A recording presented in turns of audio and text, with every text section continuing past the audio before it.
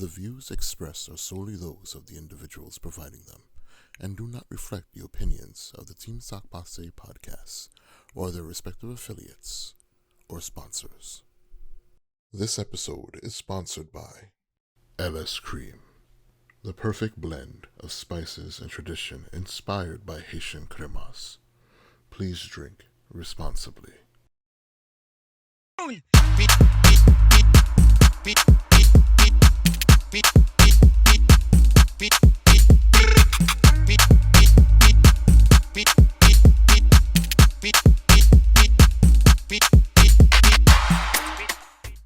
Sock Passe, what's going on, world? Welcome to another episode of the Team Sock Passe podcast. My name is Glad. And I'm your boy, Rob. We are your favorite Team Sock Passe podcast show where we interview great entrepreneurs from all sectors of industry. Remember, subscribe, share, comment below.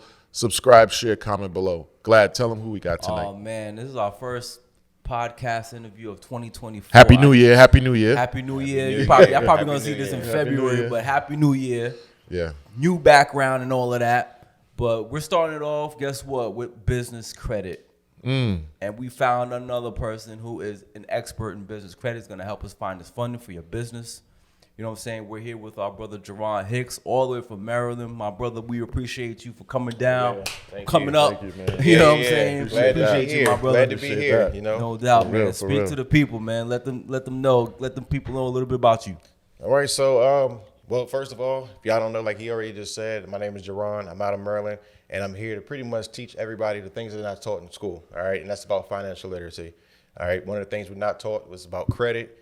And, you know, most people, when they talk about credit, they think about personal credit, but we want to take things a step further, and we're going to talk about business credit and how business credit can actually lead to your success, as opposed to waiting, 5 years. You can go and get that business started now, all right, and invest in passive income opportunities. So For sure. that's pretty much a short run around on that. Man, let's talk about it because Rob and I, we've had a lot of people on, right, Rob? Yeah, yeah, Talking absolutely. about business Yeah. credit. I mean, I don't know if you know them or follow them. I'm sure you're in the space, Mm-hmm. Yeah. Haitian CEO Herman, Millionaire Essentials, Tevin Facey, those guys, Mm-hmm. and Brandon. She the three. She's another dope person Yep. who's in credit. She likes to talk about credit hacks and stuff like that. She's good at that. Who else do we have on talking about credit? Also, we had Royalty. or royalty. That's We what I have, was going to we have royalty. Yeah. And so now we have you, bro. And if I'm missing anybody, don't beat me up because we had a lot of people. There's a lot of business We credit had a out lot there. of people talking about business credit. Yeah. And now we got Jaron, man, and there's just so many facets to it. So that's why we're always having somebody on talking about business credit because it's there's always new laws. Yeah. Right? Always. Banks are always changing interest rates and there are just different templates of what you need, requirements of what you need to get this business funded. We want that source for 2024, man. Let the people know. All right, man. One of the most important things, honestly, when it comes to business funding is actually having your business structured properly, right?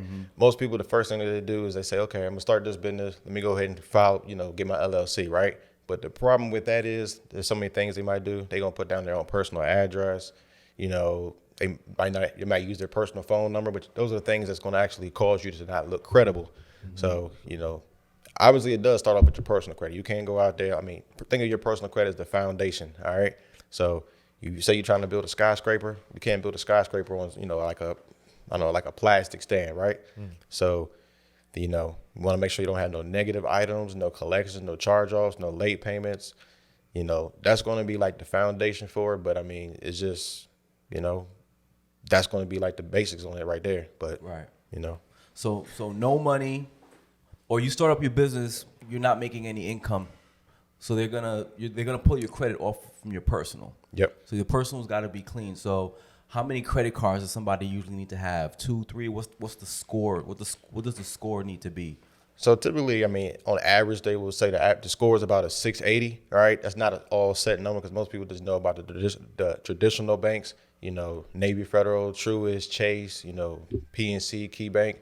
They're going to want to see that you got a 680 credit score. You want to have at least maybe 5+ accounts. Me personally, I always try to look at I don't like to say stuff like this, like Credit Karma. Credit Karma is going to kind of give you the foundation of what they want. It's going to say like 21+ accounts. So I know at one point, I think I just had about 16 accounts. I pretty much did everything on there that showed the excellent category and started adding new accounts. All right. Yeah. So yeah, five plus accounts at the minimum. All right.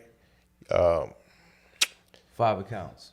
Five accounts. If you know, that's just kind of like entry level, right? Because you can be 18 years old and have a 750 credit score, but I don't mean that you don't really get approved for nothing. Right. You know, it's about your credit profile. Credit profile is gonna be more important than the actual credit score. Okay, cool. So let's dig a little deeper. Why'd you get into this space?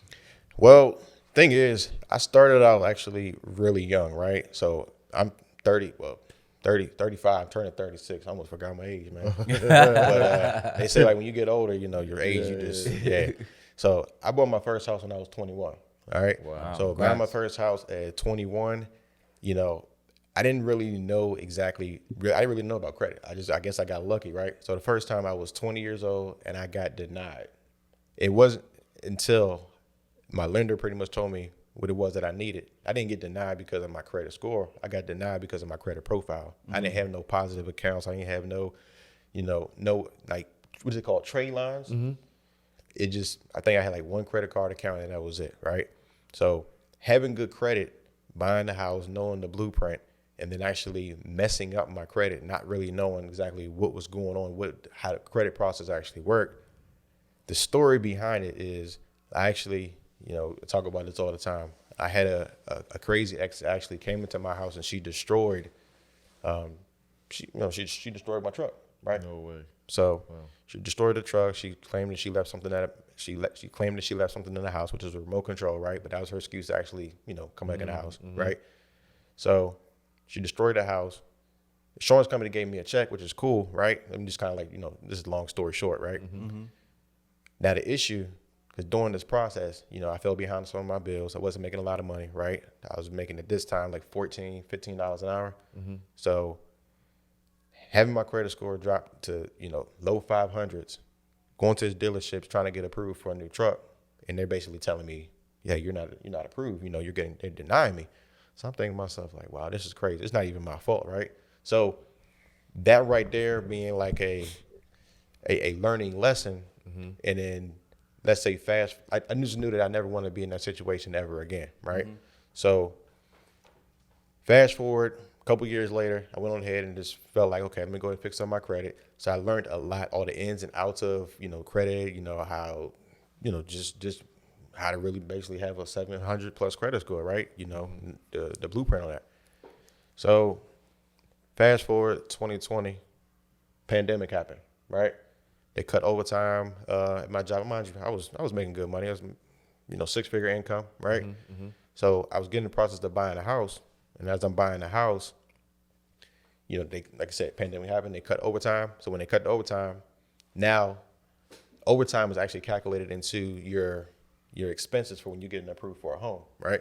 So because they cut that, I had to find ways to actually make more additional income on the side, right? I tried tinting windows. I was tinting windows back in high school. I went back to tinting windows and, just wasn't really cutting it. So I sat back and I thought hard to myself, like, what is something I can actually do where I can actually teach people on a higher scale and be able to do it from basically anywhere in the world, right?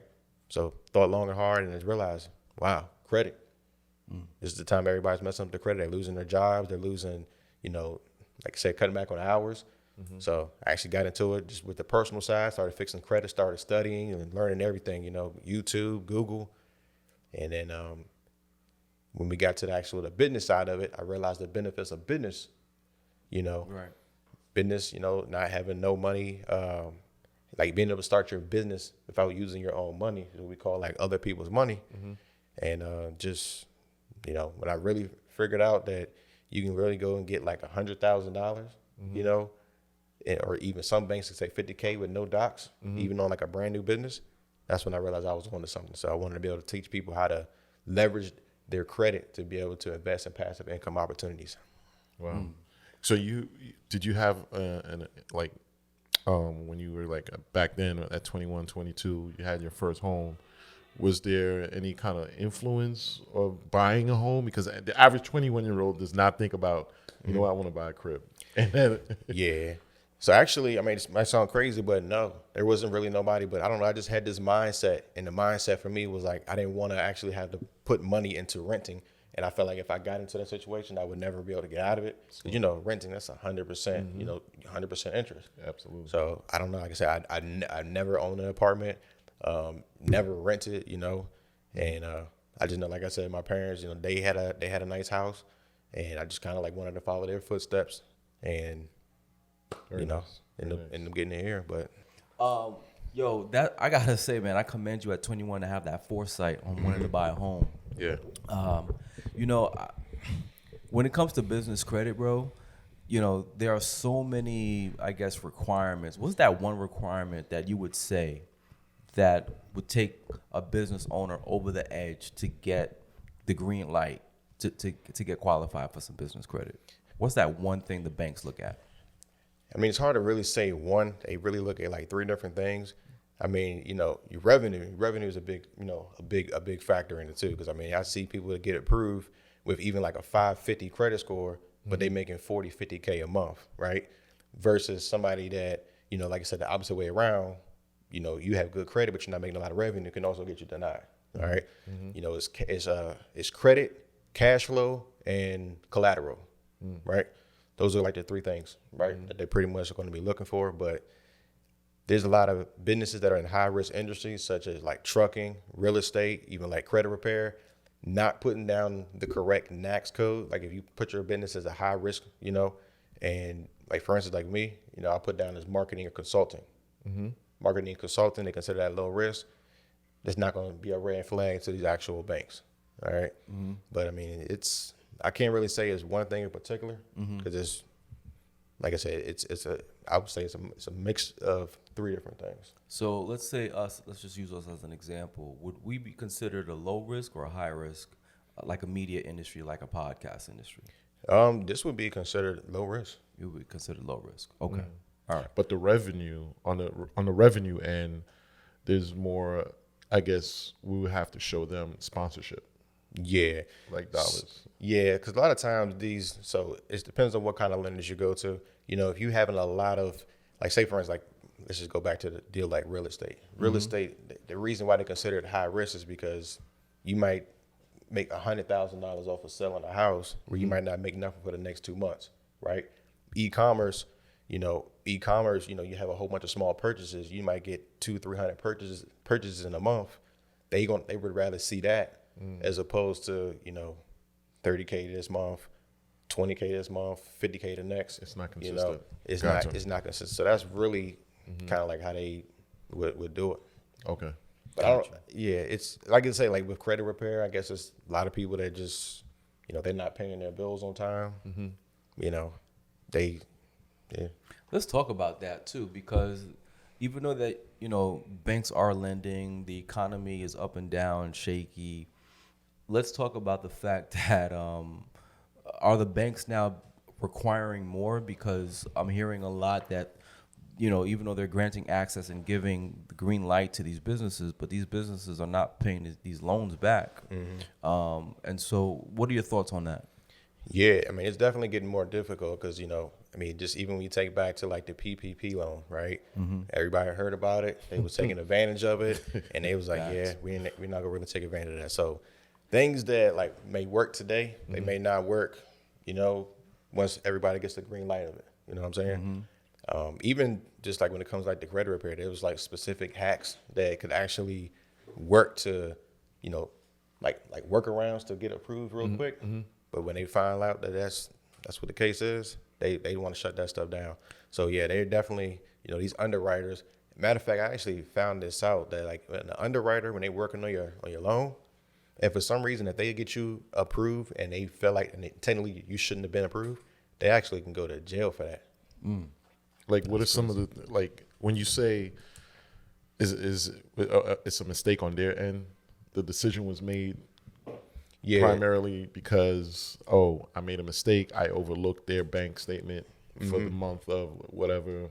And then the auditor comes in and says, look, this wasn't supposed to be approved. Is that the process? Yeah, it's more or less like it's long as the client or whatever who it is, they're paying everything on time, it's not gonna really be an issue. But say they do default, right? They're gonna look at all that stuff and be like, okay, why did this person get approved?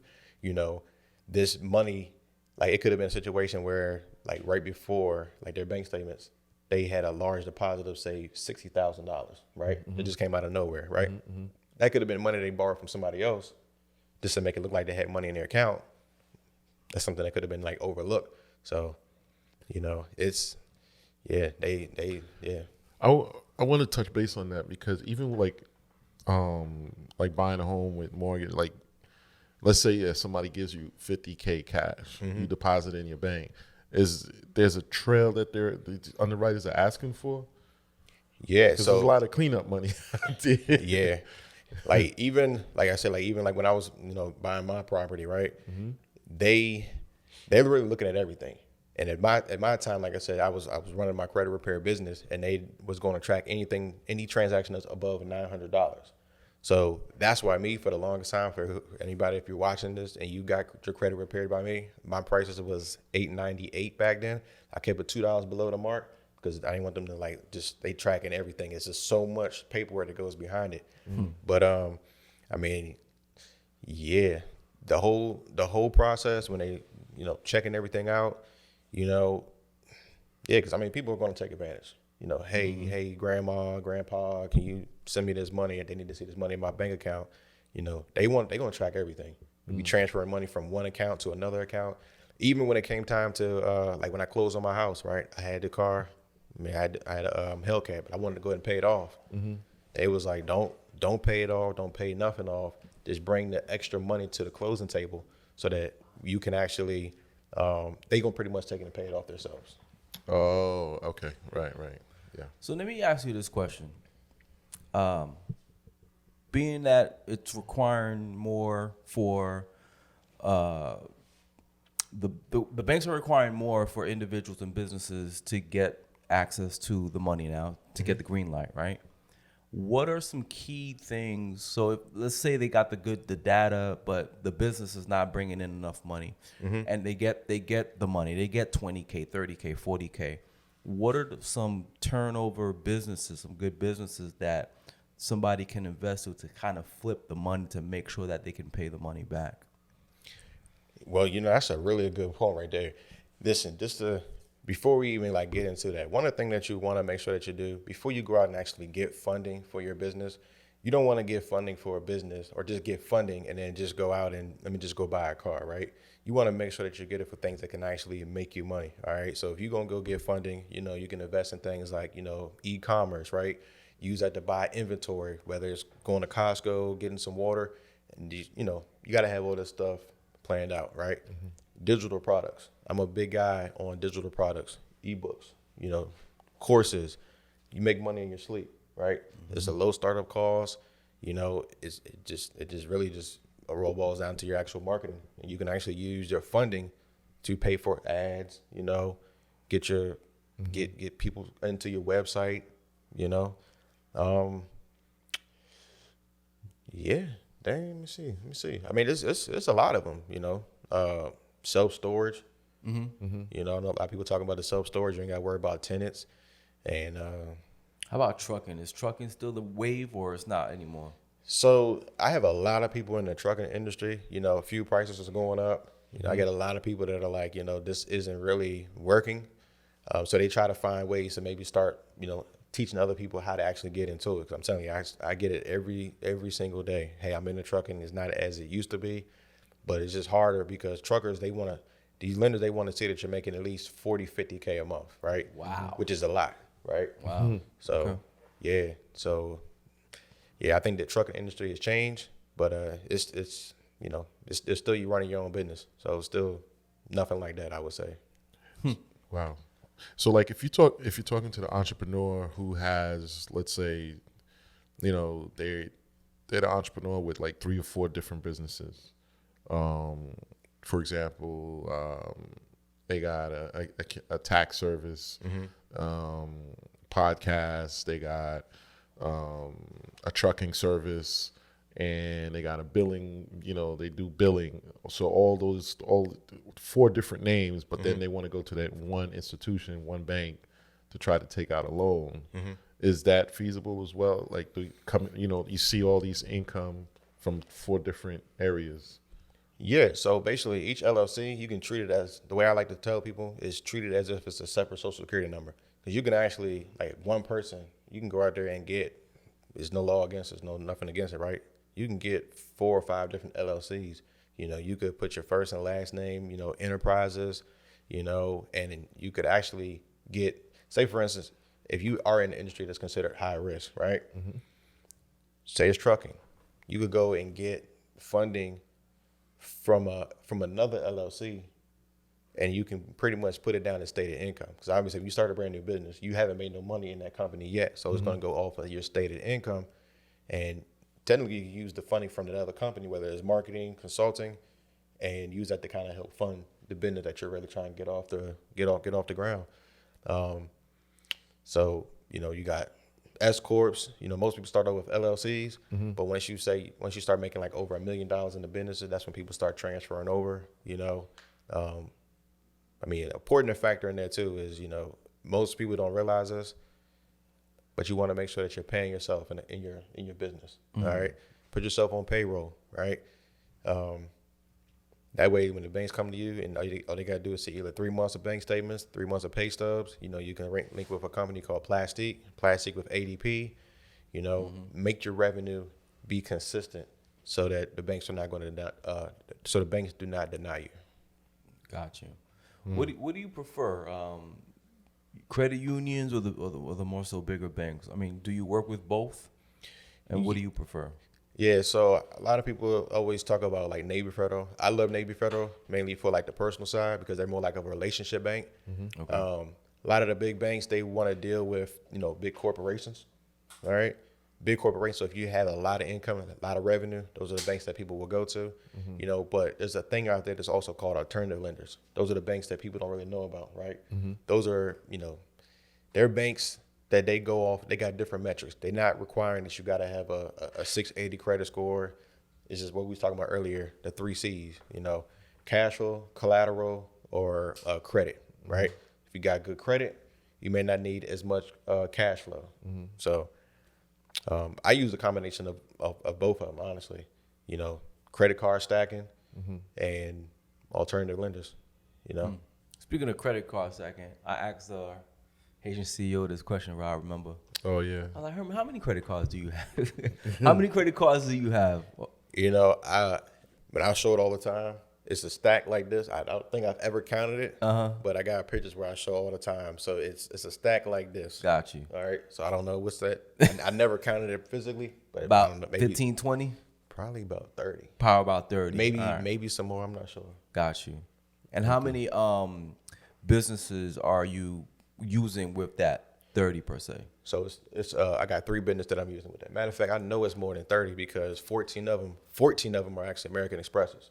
Wow. So it's probably about 50 or so. Really? Yeah. Wow. Yeah, because what I did was, for 2 different LLCs. Let me see, 1, 2. Yeah, 2 different LLCs. I went out there and I was able to get 6 American Expresses. I got the platinum, the gold, the plum. Did I say the green card yet? Nope. The green card.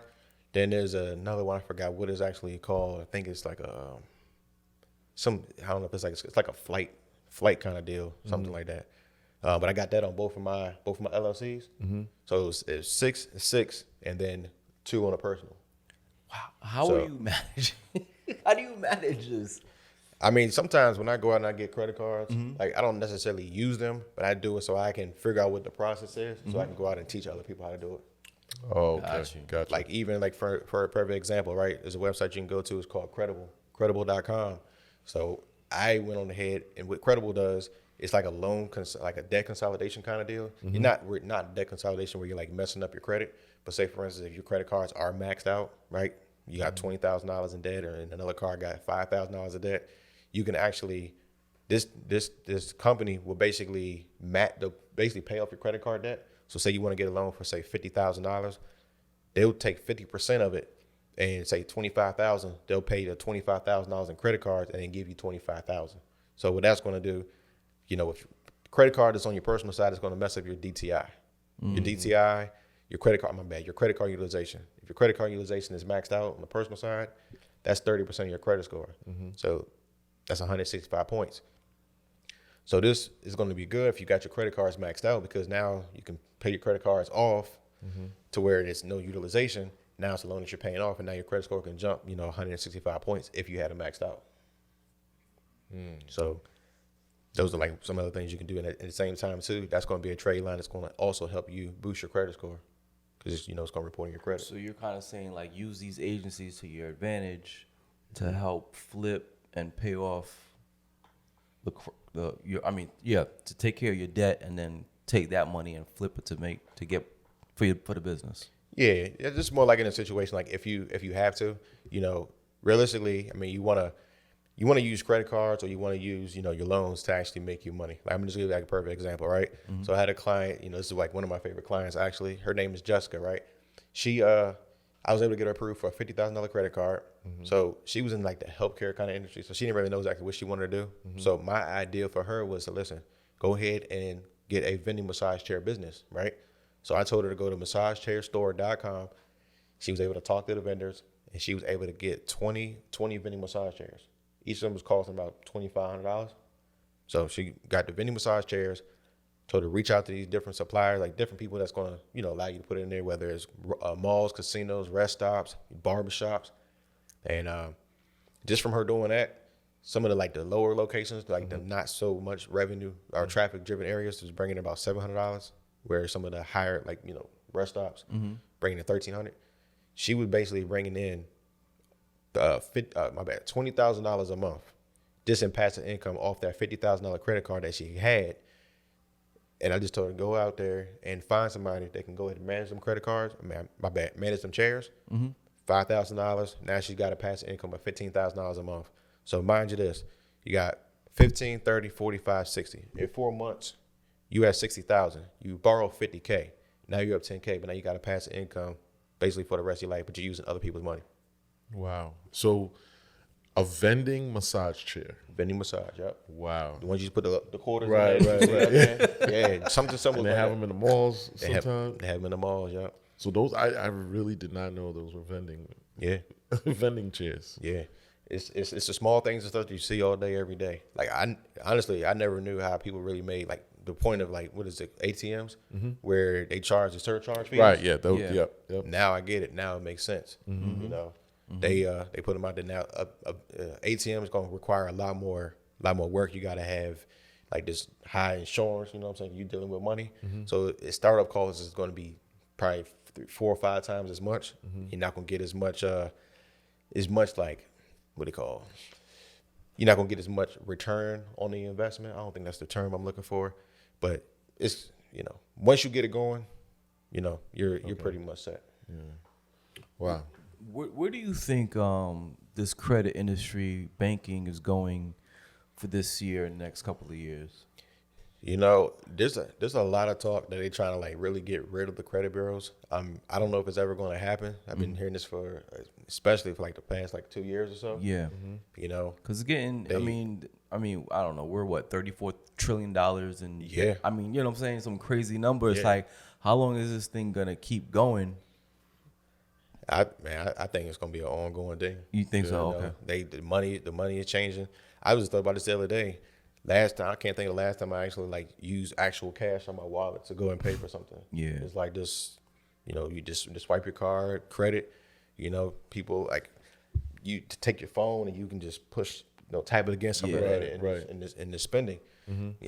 So I mean, it's ever changing. They're trying to find ways to make sure businesses and stuff. I hear about them charging business owners. So for not having their documents and stuff submitted. Yeah. So they're trying to really crack down on everything now. So the I know right now it's at FICO 9, something like that, right?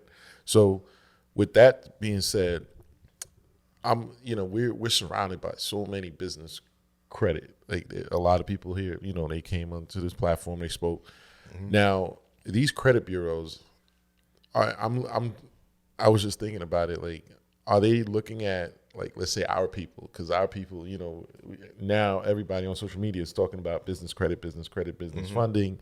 You can You don't even have to have a business, but you become the bank. You can lend people out. Just make sure your credit is good. So the credit bureaus, are they like, oh yeah, I know where, are they looking at us in a certain way where I know they're probably like 3-4 steps ahead, but is it like what's the word I'm looking for? Like a way now that it's like the end thing. You know, the thing is, they can never really admit to it. You know what I'm saying? A lot of time when people put down these applications, they be like, well, how they gonna know what my race is? Trust me, they got your social security. They know everything about you. They know how tall you are. It's on your driver's license. So yeah, I mean, there's a lot of banks that have been under fire for basically turning down, blacks for this credit card, or they not getting approved for the home where, somebody of another color, they're getting approved. So, like the thing about it is, like I said, it's about people. Some people maybe want to take an advantage of it, as opposed to using it for good things. Like I'm gonna give you like a perfect example, right? Navy Federal, right? Navy Federal, again, they're a good bank, right? They're a relationship bank. A lot of people understand that you get into that, you can go out there and you get these car loans with no money down, right? So they tell their cousin about it. Oh, yeah, you can get a loan with Navy Federal. They go out there, do it. Now they default on the loan. They coming back on you, the person that got them in, that stated, you was in the military, and wondering how did you get this person in. Now it's looking bad on you and actually closing down the person that got you in's account. So it's things like that. But I mean, I don't know. I feel like discrimination is always going to be around. Right. Because I know Navy Federal is making money off of our culture. Oh yeah. Oh, big time. Within the past, since the pandemic. Yeah. That's the first credit union I've heard for like 3 years straight. That's, man. Everybody. That was the number one thing. Yeah. Wow. And a lot of people say they're not the best. They don't have the best interest rates. For me, like I said, they're fine. I haven't had no issues with them. They give me car loans with no kind of like documentation. I got to verify no income, but that's because, like I said, I got my credit, established. You know what I'm saying? Are you in a relationship? Married? Yeah, I have a girlfriend. Not married though. How's that? How's that? Like, I mean, dude walking around with 50 credit cards and the relationship status. I mean, yeah. Nah, it's okay though. I mean, I've been in a situation, where I was married, and that was something that was crazy. That was probably one of the. I mean, everything's a living experience, learning experience. Right. You know what I'm saying? But I mean, the girl I'm with now, I mean, she's good, she's amazing. She don't look at me like, okay, you got this or you got this amount of money. Like I had to put her to the test. You know what I'm saying? Like, the second she's like, hey, can you go buy this? Can you buy this? Like when we first started talking, if we went like 2 or 3, like say 2 or 3 days and we didn't talk, and the next thing she hits me up and like, hey, what you doing? What you doing, Jaron? And then she basically like, I don't know, I'm just trying to figure out how I can get my nails done. oh, trying to do that, and I just be like, okay, now this is not a conversation. You just hit me up because you're trying to get your nails done. So I had to put her to the test. You know what I'm saying? But she wasn't about that. She's it's cool. But I'm trying to bring her up. She actually 2023 I did a lot of personal development. I invested in mentors. I mean, I spent might not be a lot to some people, but I spent like over $50,000 in personal development last year. And, she would fly out there with me to, sit there and learn, but, it's cool. She, sometimes I feel bad that she has to get up, go to work while I'm just literally doing my business from home, but I say, listen, you can do the same thing too, while I'm on my phone, investing into information. She might be on social media. Listen, you can't get mad at me because I'm trying to learn. Right. You got the capability of doing the same thing. Yeah. What are your thoughts? Just talk a little bit more about that as far as like investing in oneself to get that knowledge. Yeah, I mean that's honestly that's the most important asset right there. I mean, it's yourself. Because. Things like this, like I never knew. Like I always thought about if you want to be successful in life, you got to work hard. It's not so much about working hard. You got to work smart. All right.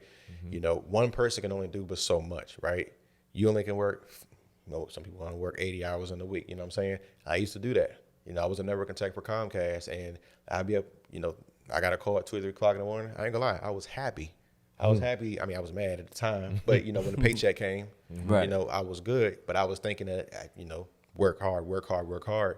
But then as I became a business owner and I learned about this stuff from personal development, you know, I realized that I can not only leverage other people's money, right? Borrow this money from this bank, right? But I'm able to leverage other people's time. I was able to hire other employees that's working for me, and even like people that's out of the country, you know, virtual assistants, you know, out of the Philippines, that's really low, that's real cheap. They might be making a lot, you know, on their side, you know, but you know, me, you know, for me, like I said, investing $20K. If I spend $20K and it means that I can make an additional, even if I make an additional $10,000 a month off of $20K, it pays for itself in 2 months. Absolutely. You got to think about it like that. It's return on investment. Yeah. Definitely, man. You said you were 21 when you bought the house. What job were you doing that enabled you to get the house? Yeah. I just want to make sure I got the timeline right. Oh yeah, no, perfectly. So 18 years old, right? I was working at a company. It was called Dish Network. It was $12.80. Yeah. No, what was it? No, I was making $14 an hour. I remember Dish I left Network. that job. You was working there? No, I remember Dish Network. I remember Yeah. Dish. Yeah. Dish. So then 20 years old, I left that company and started working at Comcast. When I started working at Comcast, it was, you know, they started me off lower. It was $12.80. So I was really starting off at $12.80 an hour. But it's how I was able to get it. Most people think that, you know, it's about, I mean, you have to have, you know, some income coming in, obviously. But during this time, it was Obama. Obama had this program out there. It was called the First Time Home Buyers Credit, where they actually gave you half of the down payment. So my first house was $200,000, right? You can't buy a house. I mean, you probably can in certain areas. I know out here you can't. It's crazy. Most likely. definitely. I'm not even gonna say most likely. Nah, you can't. You can't. Yeah. That's unheard of right now. Yeah. So I was able to get a house. I mean, it was a foreclosed, you know, did some things to it, fix it up. But I came out of my pocket with $8,000, and then the program they put up the other half, which was $8,000, so it was basically $16,000. And you know, during that time, like I said, when I said the first time when I wasn't approved, that gave me like additional 6 months to go ahead and stack some money up, and that's what I did. That's what's up, man. So yeah. Yeah, powerful stuff. discipline, man. It's just discipline. For sure. Yeah. And honestly, like when I first got it, I wasn't planning to be in there over 10 plus years. I just figured I was going to be in there for like 2 or 3 years because I just bought it as an investment. But you know, time be flying, and then you know, yeah. Do you still have that home now, or? Nope. So basically, in 2021, I closed on my house May 27th. My birthday's May 25th. So literally 2 days after my birthday, I closed on, you know, it's like one of my dream home. You know what I'm saying? You know, $1 million home. But it was like a month, 2 months later. So my sister, you know, she became a realtor, and it was just sitting there. I'm still paying the mortgage. Like it wasn't that much. You know, realistically, I refinanced the house. I think twice. I mean, it was just $12.50 a month. That was it. But it wasn't in the area where, you know, most time people would take it and they would actually rent it out, you know, Airbnb it. But it wasn't in the area where it's going to be like a lot of like traffic, where it's going to be, you know. So I was like, you know what, let me just go ahead and sell this.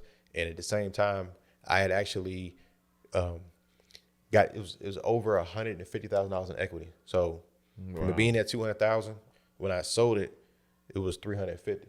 So I was able to take that. Mind you, the money I paid it down. So for me, I took it as I can use that to actually invest. So I use some of that money also to invest into my credit business to grow that a little bit further. Wow, that's what's up, man. Wow. So now that you're here, now you're helping people. Yeah. Now you're helping people. Talk to them. I mean, talk to the people about your process of how that starts. Like if someone wants to get down with you and your credit business, how do we get started? All right. So, I mean, one of the first things, you know, once you find me on Instagram, you know, Jake_the CEO, or you can go to Six Figure Funding with some number 6 in the FIGUR. You find me, you hit me up. We're going to see where you're at, whether you need to get your personal credit, your business credit, or whether you're just trying to get funding. You know, I get all three. I do all three. Some people do just the personal credit only. Some people do the business credit only. Some people do the funding. I give you a combination of all three, right? So you're going to check out your credit. Give you a full credit analysis, and if you don't have no negative items, cool. You can go ahead and skip the first step. Now it's time to go ahead and check out your business profile. Build your credit profile up to at least a 80, 85 payday score. Get you some trade lines on there. And if that's all good and that's all set, now we can go ahead and start getting you that funding. So everybody has a different place where they actually start at. And on top of that too, I'll take things a step further. I'm gonna show you how to invest in passive income opportunity. So say for instance, let's just say we're here, we had a podcast, right? Sock Passe, right? Mm-hmm. Now, something that I would tell y'all to do, you probably already got it going on, is, hey, why don't you make yourself an ebook, make yourself a course so you can teach others how to do it, because there's a lot of people that's watching you. They want to do exactly what you want to do. Mm-hmm. So now you can make some money on the side, teaching what you know best. Right. So yeah, you just, like I said, to do that, or if you go on my post, comment the word credit, me and somebody from my team will reach out to you and get you on the right path, get you your custom game plan. Usually, how long is the process? So on average, on average, I mean, as far as like the business side, the business process works a lot faster, right? Mm-hmm. Anywhere between, like I said, about anywhere between 30 to 90 days, right? Mm-hmm. That's on average. The business process, they want to see typically 3 months of bank statements. So if a client comes to me and you don't have no business bank account, obviously we're going to have to get your business bank account. You're going to have to show cash flow in there for at least a minimum of 3 months. Mm-hmm. All right. Now, if your credit is terrible, right, you need some work on your credit, that can be anywhere between, 4 to 6 months. Mm-hmm. So it just depends. So, I mean, just say 6 months. But I mean, as far as getting funding, like when you're set, you can get that, within a week. If you wow. 700 credit score, business credit good, A1, mm-hmm. You can get funded, like I said, within a couple of days or a week. I like the fact that you said that you can consult people like after they get funding, because the majority of people out there, they get the funding, but they don't know where. So you got to basically have a plan before you even jump right in. Yeah. Because that money, you still got to pay on that. Yeah. You still got monthly payments. So absolutely. You got to have a plan. You have to have an exit plan before you even get into this whole business sector. Yeah. The last thing you want to do is you get that $50K, you get that loan, and you got to pay. And you say you spend it on something, and then you're not making that cash flow. Mm-hmm. Now you done messed up your credit in the process to try and make some money. Now you're, filing for bankruptcy. So you definitely want to come up with a game plan, mm-hmm. and that's why it's important to have a mentor. Okay, like we was just talking about earlier, I think of a mentor as a GPS. Right, I would invest into a GPS to get me there faster. Because I want to start making money today. I don't want to wait 2 years, 3 years to try and figure it out on my own. I want to make that money today, so I can go and be successful today. That's 100% fact. That's great, man. That's awesome. No doubt. That's what's up, man. Right. That's what's up, man. Let the people know again where they can find you. Rob, you have any other questions? No, that was my last one. Oh, okay. We're gonna jump into. You had the questions? No, I just want to know. Let the people know again where they can find you and check you out. Yeah, so if you want to find me, you can find me on Instagram at J_the CEO. You can find me also on YouTube and Facebook. All right. You can also comment the word credit to 202-900-2927. And that's going to be the best ways to get to me. Go to Six Figures to www.6 funding.com. Check out my free masterclass and.